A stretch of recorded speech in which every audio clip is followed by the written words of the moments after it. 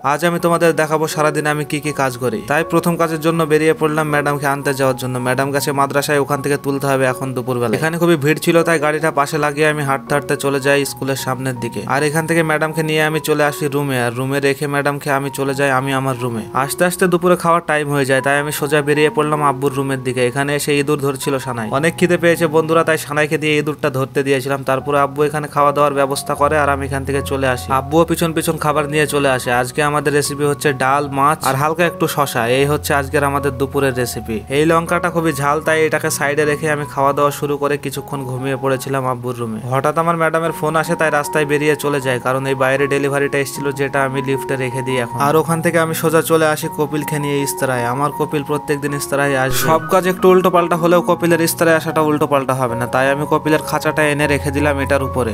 আর ডাক পড়ে কপিলের, আজকে তাড়াতাড়ি দেখা হয়ে গেছে পায়রাগুলো, তাই তালা মেরে দিয়ে চলে